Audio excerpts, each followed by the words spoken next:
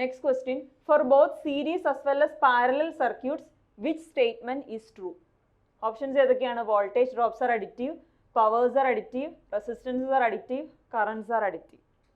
നമ്മളൊരു പാരലൽ ഒരു series circuit ഞാൻ എടുത്തു കഴിഞ്ഞാൽ അതിന് അക്രോസ് ആയിട്ട് വരുന്ന വോൾട്ടേജ് വി ആണെങ്കിൽ നമുക്കറിയാം സെയിം കറണ്ട് ആണ് ഈ രണ്ട് റെസിസ്റ്ററുകളുടെയും ഫ്ലോ ചെയ്യുന്നത്. അറ്റ് ദ സെയിം ടൈം എന്താണ്?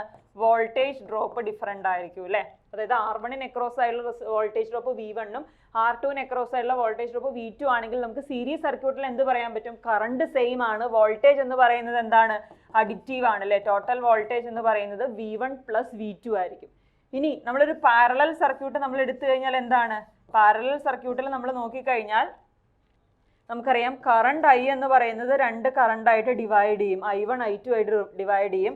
പക്ഷേ വോൾട്ടേജ് എന്ന് പറയുന്നത് എന്തായിരിക്കും? വോൾട്ടേജ് സെയിം ആയിരിക്കും. സോ ടോട്ടൽ കറണ്ട് I1 എന്ന് പറയുന്നത് I1 പ്ലസ് I2 ആയിട്ടാണ് വരുന്നത് അല്ലേ? അപ്പോൾ നമുക്ക് എന്താണ്? പാരലൽ സർക്യൂട്ടിലെ കറണ്ട്സ് ആർ അഡിറ്റീവ്, പക്ഷേ വോൾട്ടേജ് എന്ന് പറയുന്നത് സെയിം ആണ്. ഇനി രണ്ട് സർക്യൂട്ടിൽ നമുക്ക് പറയാൻ പറ്റുന്ന എന്ത് മാത്രമേ ഉള്ളൂ? രണ്ടിലും പവർ എന്ന് പറയുന്നത് എന്തായിരിക്കും? അഡിറ്റീവ് ആയിരിക്കും. അതായത് ഇവിടുത്തെ ഈ റെസിസ്റ്റർ ഇൻഡ്യൂസ് കൺസ്യൂം ചെയ്യുന്ന പവർ പ്ലസ് ഇത് കൺസ്യൂം ചെയ്യുന്ന പവർ അതിൻ്റെ അഡിറ്റീവ് ആണ് വരുന്നത്. അതുപോലെ തന്നെ ഇവിടെയും എന്താണ്? അഡിറ്റീവ് ആയിട്ടാണ് വരുന്നത്. അല്ലാതെ കറണ്ട് വോൾട്ടേജ് എന്ന് പറയുന്നത് നമുക്ക് ഒരിക്കലും ഒരു സീരീസ് സർക്യൂട്ടിലും പാരലൽ സർക്യൂട്ടിലും ഒരുമിച്ച് ക്ലബ് ചെയ്ത് നമുക്ക് പറയാൻ പറ്റില്ല. നമുക്ക് എന്തേ രണ്ടിലും ക്ലബ് ചെയ്ത് പറയാൻ പറ്റുള്ളൂ?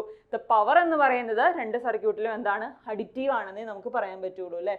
സോ ഓപ്ഷൻ ബി ആയിരിക്കും നമ്മുടെ ആൻസർ. Powers R additive. അല്ലാതെ വോൾട്ടേജോ കറണ്ടോ അഡിറ്റീവ് അതൊരു സ്പെസിഫിക് സർക്യൂട്ടിനെ നമുക്ക് പറയാൻ പറ്റുള്ളൂ. ഇപ്പോൾ സീരീസ് സർക്യൂട്ടിലാണെങ്കിൽ നമുക്ക് വോൾട്ടേജ് അഡിറ്റീവ് എന്ന് പറയാം. ഇപ്പോൾ നമുക്ക് പാരലൽ സർക്യൂട്ടിലാണെങ്കിൽ കറണ്ട്സ് അഡിറ്റീവ് എന്ന് പറയും. പക്ഷേ രണ്ട് സർക്യൂട്ടും ക്ലബ് ചെയ്ത് പറയുമ്പോൾ നമുക്ക് എന്ത് പറയാൻ പറ്റും? പവേഴ്സ് ആർ അഡിറ്റീവ് എന്ന് നമുക്ക് പറയാൻ പറ്റും അല്ലേ? സോ ഓപ്ഷൻ ബി ആയിരിക്കും answer. Next question, dynamometer type instruments can be used for. Dynamometer type instruments നമുക്ക് എവിടെ യൂസ് ചെയ്യാൻ പറ്റും? AC-യിലും DC-യിലും നമ്മൾ യൂസ് ചെയ്യാൻ പറ്റും. ഈ ക്വസ്റ്റ്യൻസ് നമ്മൾ കുറേ ക്വസ്റ്റ്യൻ പേപ്പറിലായിട്ട് നമ്മൾ സെയിം ഡിസ്കസ് ചെയ്തുകൊണ്ടിരിക്കുന്നതാണ് അല്ലേ? AC-യിലും DC-യിലും യൂസ് ചെയ്യാൻ പറ്റുന്ന ഒരു ഇൻസ്ട്രുമെന്റ്സ് ആണ് ഏത്? ഡൈനാമോമീറ്റർ ടൈപ്പ് ഇൻസ്ട്രുമെന്റ് എന്ന് പറയുന്നത്. സോ ഓപ്ഷൻ സി ആയിരിക്കും നമ്മുടെ answer, both AC and DC. Next question, the actuating quantity for the relays can be option A magnitude, phase angle, frequency and any of the above. അതായത് ഒരു റിലേയുടെ actuating quantity നമുക്കറിയാം. ഒരു relay abnormal condition sense ചെയ്യുന്നത് എങ്ങനെയാണ്? നമ്മൾ ആ power സിസ്റ്റത്തിൻ്റെ പല ലൊക്കേഷൻസിലും നമ്മൾ PTs ആൻഡ് CTs നമ്മൾ പ്ലേസ് ചെയ്തിട്ടുണ്ടാവും അല്ലേ? സോ ഈ PT-ന്ന് കിട്ടുന്ന വോൾട്ടേജും CT-ന്ന് കിട്ടുന്ന കറണ്ടും അത് മെഷർ ചെയ്തിട്ടാണ് നമ്മൾ എന്ത് പറയുന്നത്? നമ്മൾ ഒരു അബ്നോർമൽ കണ്ടീഷൻ നമ്മൾ സെൻസ് ചെയ്യുന്നത്. അബ്നോർമൽ കണ്ടീഷൻ സെൻസ് ചെയ്യാൻ വേണ്ടിയിട്ടാണ് നമ്മൾ റിലേസ് യൂസ് ചെയ്യുന്നില്ലേ? സോ റിലേ വോൾട്ടേജ് അല്ലെങ്കിൽ കറണ്ടിൻ്റെ എന്ത് സംഭവിക്കും? അത് സെൻസ് ചെയ്യുന്ന മേ ബി അത് മാഗ്നിറ്റ്യൂഡ് ആയിരിക്കാം, അല്ലെങ്കിൽ ചിലപ്പോൾ അതിൻ്റെ ഫേസ് ആംഗിൾ ആയിരിക്കാം, അല്ലെങ്കിൽ ചിലപ്പോൾ അതിൻ്റെ ഫ്രീക്വൻസി ആയിരിക്കാം, ഏത് വേണമെങ്കിലും ആയിരിക്കാം. അത് ആക്ച്വേറ്റിംഗ് ക്വാണ്ടിറ്റി ആയിട്ട് നമ്മുടെ റിലേ ആക്ച്വലി എടുക്കുന്നത്. സോ നമുക്ക് എന്തായിരുന്നു? ഓപ്ഷൻ ഡി ആയിരിക്കും വരുന്നത്, എനി ഓഫ് ദി എബവ്. അല്ലെങ്കിൽ വോൾട്ടേജ് അല്ലെങ്കിൽ കറണ്ടിൻ്റെ ഏത് വാല്യൂ വേണമെങ്കിലും ആവും, വെദർ ഇറ്റ് ബി മാഗ്നിറ്റ്യൂഡ് അല്ലെങ്കിൽ ഫ്രീക്വൻസി അല്ലെങ്കിൽ ഫേസ് ആംഗിൾ, ഏത് വേണമെങ്കിലും നമുക്കൊരു റിലേയുടെ ആക്ച്വേറ്റിംഗ് ക്വാണ്ടിറ്റി ആയിട്ട് നമുക്ക് എടുക്കാവുന്നതാണ്. സോ ഓപ്ഷൻ ഡി ആയിരിക്കും നമ്മുടെ answer, any of the above. Next question, the unit of relative permeability. Henry per meter, Henry per square meter, dimensionless. നമുക്കറിയാം റിലേറ്റീവ് പെർമിയബിലിറ്റി എന്ന് പറയുന്നത് നമ്മൾ μr എന്ന് പറയുന്ന ലെറ്റർ വെച്ചിട്ടാണ് നമ്മൾ റെപ്രസെന്റ് ചെയ്യുന്നത് അല്ലേ?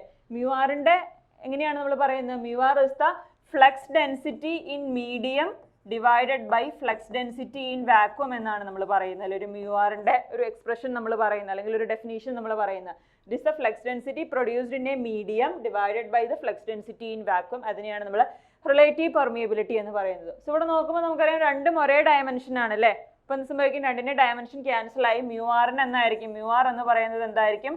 ഒരു ഡയമെൻഷൻ ലെസ് ക്വാണ്ടിറ്റി ആയിരിക്കും. പക്ഷേ നിങ്ങളോട് മ്യൂവിൻ്റെ വാല്യൂ ആണ്, അതായത് പെർമിയബിലിറ്റിയുടെ യൂണിറ്റ് ആണ് നിങ്ങളോട് ചോദിച്ചിരിക്കുന്നത്. നിങ്ങൾ അതിൻ്റെ യൂണിറ്റ് എന്തായിരിക്കും?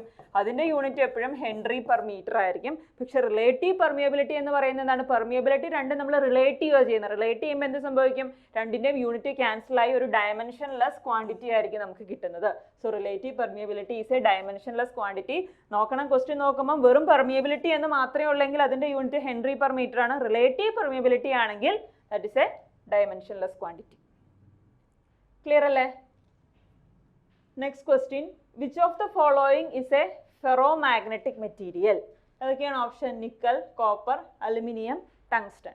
നമ്മൾ ഫെറോമാഗ്നറ്റിക് മെറ്റീരിയൽ ആയിട്ട് നമ്മൾ യൂസ് ചെയ്യുന്ന മെറ്റീരിയൽ എന്ന് പറയുന്ന അയൺ, നിക്കൽ, കൊബാൾട്ട്, ഈ മെറ്റീരിയൽസ് ഒക്കെയാണ് നമ്മൾ മെയിൻ ആയിട്ടും ഫെറോമാഗ്നറ്റിക് മെറ്റീരിയൽ ആയിട്ട് നമുക്ക് യൂസ് ചെയ്യുന്നത്. ഇവിടെ നമ്മൾ ഓപ്ഷനിൽ തന്നിരിക്കുന്നത് എന്താണ്? നിക്കലാണ് തന്നിരിക്കുന്നത് അല്ലേ. സോ ഓപ്ഷൻ എ നിക്കൽ ആയിരിക്കും ഇത് തന്നിരിക്കുന്നത് ഒരു ഫെറോമാഗ്നറ്റിക് മെറ്റീരിയൽ. യൂഷ്വലി നമ്മൾ യൂസ് ചെയ്യുന്ന ഫെറോമാഗ്നറ്റിക് മെറ്റീരിയൽസ് ആണ് അയൺ, നിക്കൽ, കൊബാൾട്ട് മുതലായവ.